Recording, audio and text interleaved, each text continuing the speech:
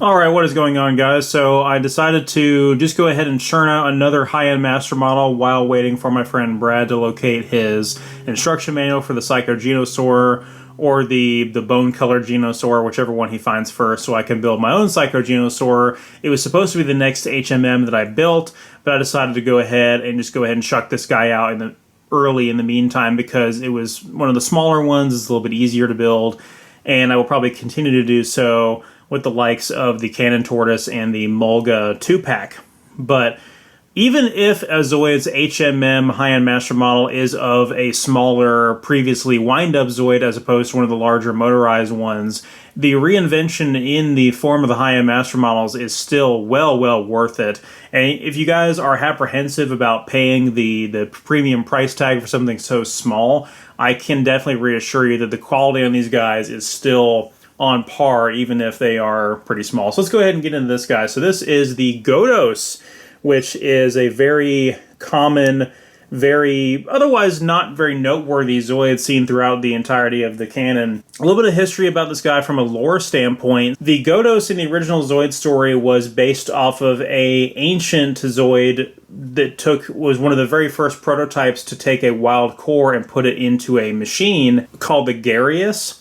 And I can put a picture of that here on the side. And that was, the Garius was one of the very first Zoids in the original production line in 1982, I believe, and is very primitive. Basically, the only thing that remained when making the Godos was the bipedal body with the long dinosaur tail, the head, and the position of the arms, and basically how the wind-up motor functioned.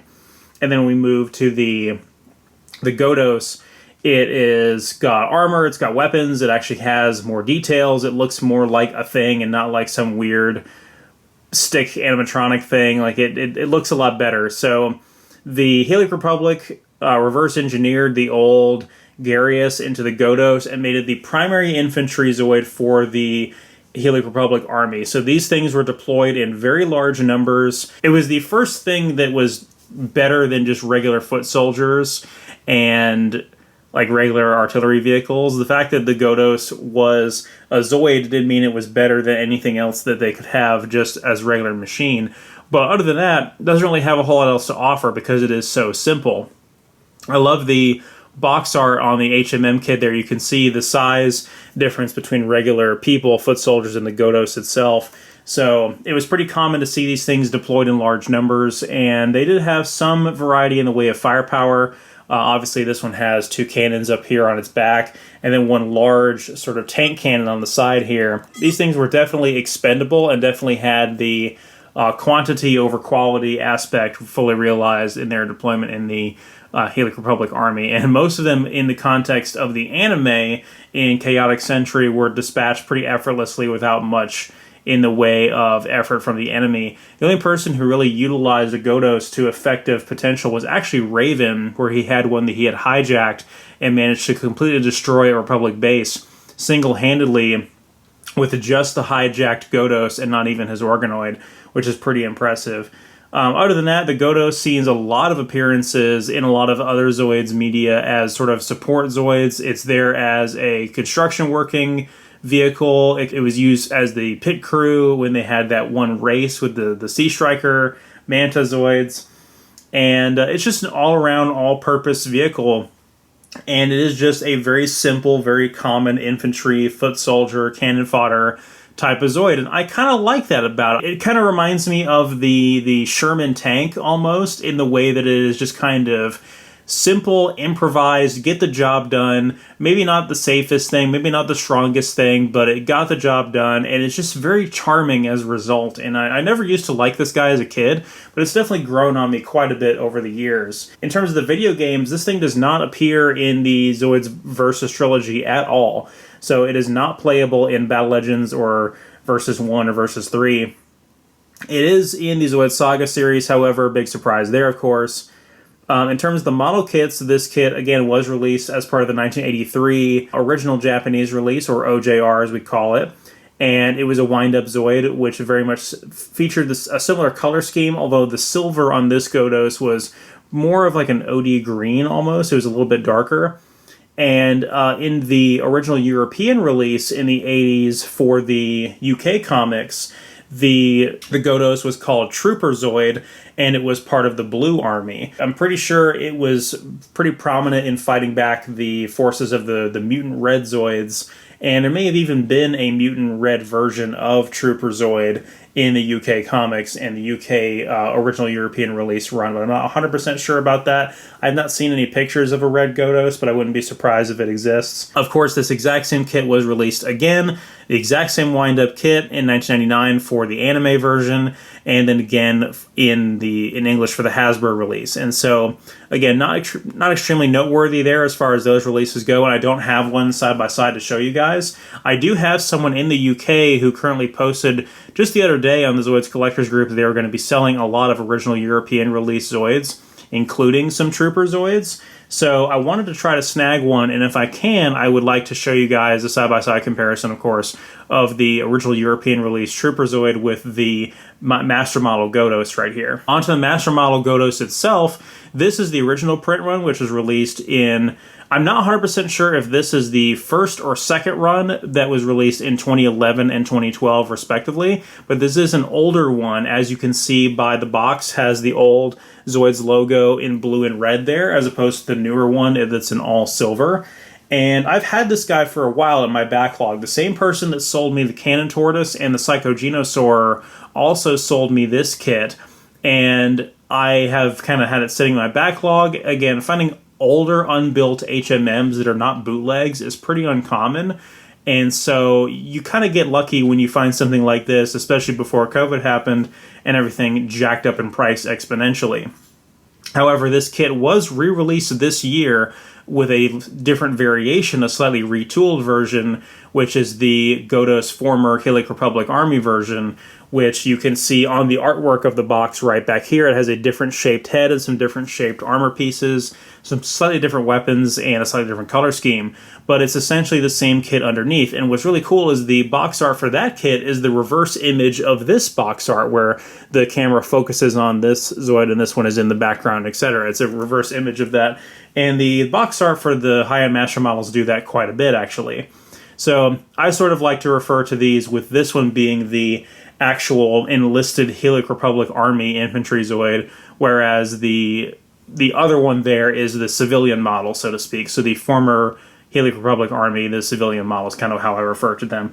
Even if that's not necessarily the nomenclature they use, that's kind of my personal vocabulary in referring to it. So let's go ahead and take a closer look at this guy. So in order to keep everything in frame, the actual model itself barely takes up any of the frame to put the box art in there and the display and everything. So we're going to really bring this guy in close and show off all these awesome little details. So I really love the head, even though it is just kind of the cockpit just sitting there, not a whole lot of detail. It is incredibly reminiscent of those vintage Wave 1 Zoids. And we have the generic Republic pilot in there, not one of the original Android pilots, but basically the same thing. You actually have to build those pilots with the HMMs out of like 4 pieces. It's like the body, the legs, and then one arm is each arm is a separate piece. I really do love how, because it's a bipedal Zoid, you get a lot more in the way of posability and articulation. So the legs kind of stand out apart from each other pretty nice, and of course the feet pivot as well down here, the knees. And so very much like a Gundam or a regular action figure, you can get some fair degree of posability with this guy. And there's a couple different modes and configurations you can have it in. Unfortunately, the shoulders, due to the placement of the giant cannon over here, I decided that it only really makes sense to have the arms sticking straight out like that so that the guns can actually point forward. The guns are on articulation as well, which is pretty nice. And the cannon over here is one of my favorite parts of it. It does have a little lever right here which kind of swivels back and forth, sort of like a carry handle that's or a trigger mechanism used to actually fire. It does actually look like a anti-tank rifle or a tank barrel cannon as well from real life, so that does kind of give it a very fitting look to it. And you can replace that with another one of these type of cannons if you don't want the heavy artillery configuration. You can kind of change it up a little bit. It does have guns on the tail as well. The tail does have a fair degree of articulation as well, and it does have a tripod down at the bottom, like a lot of these dinosaur-type Zoids with the tails do have. It does have some articulation at the waist as well. And I do find that these little pipes right here do kind of get in the way of these cannons. These cannons can be moved as well. And I don't think this is actually the intended... Pilot's trying to come out. I don't think this is the intended configuration for these cannons. And that has something to do with the backpack. And I'll kind of talk about that next. So the backpack, I'll just go ahead and take it off so we can take a closer look at it. The backpack is really where the different customization options for this kit come in. So this one has these big canisters on here. It has its own gun barrels as well. And there is a seat for another pilot to sit. That seat is actually interchangeable with this piece right here. So you can have this piece be in there instead of the pilot seat. It's interchangeable to whichever one you want. And this sort of gives it a closed canopy, whereas this one is the open canopy for the pilot to actually sit there if you wanted a gunner position. And the whole point behind this is this piece comes off and combines with the giant artillery cannon and becomes its own little cannonry set. And I think I can show that off on the box. You can kind of see a picture of that here, what that configuration looks like. So it becomes its own little separate artillery cannon that it can kind of sit on the ground, which is pretty cool.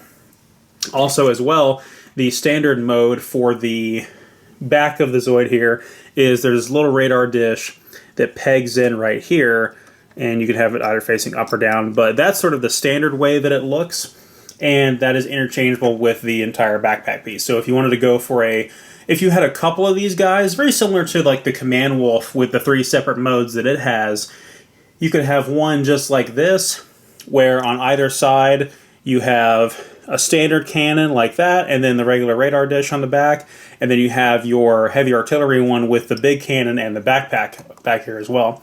The other thing as well that I mentioned is these shoulder cannons in this configuration, they can kind of point more forward like that as I just proceed to pop it off entirely. But I think the intention with these is actually to take off the canisters on the side of the backpack and actually peg in you would take that part off as well. And actually peg in the cannon barrels back there to sort of give it cannons on the back of it. I've seen that configuration as well, and it is interesting when they decide to do that. I'll fix all this off screen. But yeah, so there is quite a bit of modality and different things you can do with this, and I wanted to make sure I show those alternate pieces on screen.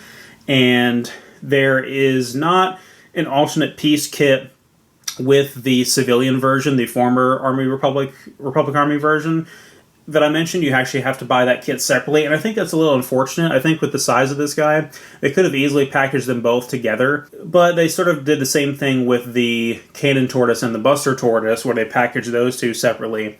But the Buster Tortoise really does have a lot more pieces because of that giant cannon. The regular Mulga and Cannery Mulga are one set, and then they have the Carrier Mulga and Anti-Air Mulga as a separate set. So they do the Mulgas as 2 packs, but they do the Godos as a single pack, which is not a bad thing.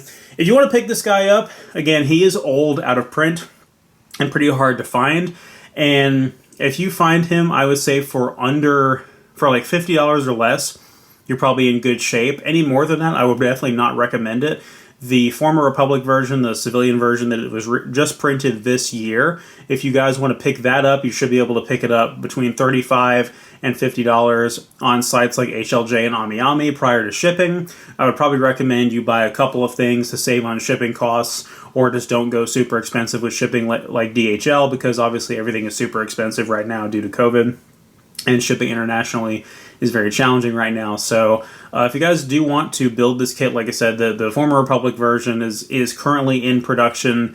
It is available on the market, and they're probably pretty plentiful because it's not an extremely popular or limited release Zoid, so it is out there. But again, this particular version we're reviewing today is an old, out-of-print one from the early days of the HMM lineup. It was 2011 or 2012 when this particular version was printed, so you're not likely to find this one out there anywhere. But if you guys are interested in the wind-up version, like I said, there is the original Japanese release, as well as the Trooper Zoid from the original European release, and hopefully I'll be getting one of those eventually and do a side-by-side comparison. I'm not really planning on getting the other HMM version of this, but I will be doing a review of the HMM Cannon Tortoise and the Mulga set pretty soon. I'll probably continue to build those smaller ones while I wait on the instructions for the Psycho Geno Saurer, because that kit is going to be quite an undertaking. The Geno Saurers are notoriously very, very large and very, very complex HMMs to build. It'll probably take me several days to several weeks to actually complete. Whereas, again, this guy I knocked out in a single afternoon, and I can probably do the same thing with the Cannon Tortoise and the Mulga kits. So, final thing before we end, we'll go ahead and do a quick size comparison. The other Zoids I just featured in the previous review, we'll just continue to use those.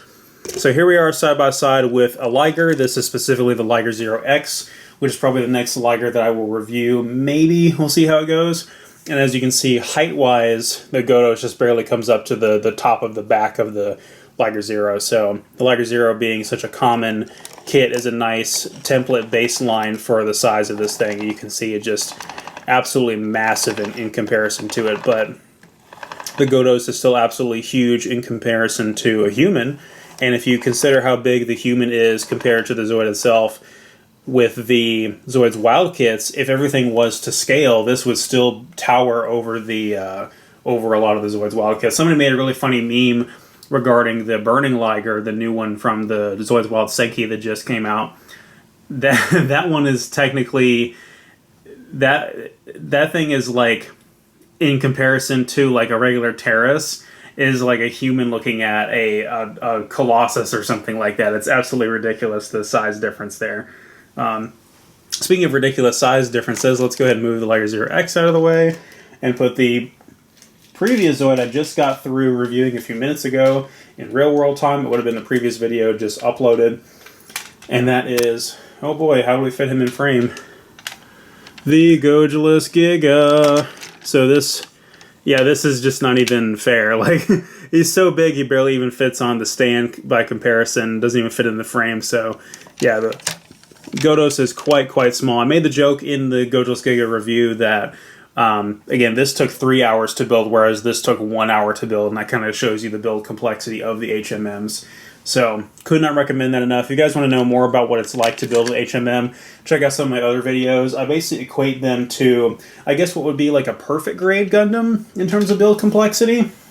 They're certainly a lot more complex than any of the wind-up Zoids, and before I forget, I almost forgot about this. This was one of the Zoids that did have a Modeler Spirit Series version that came out for it.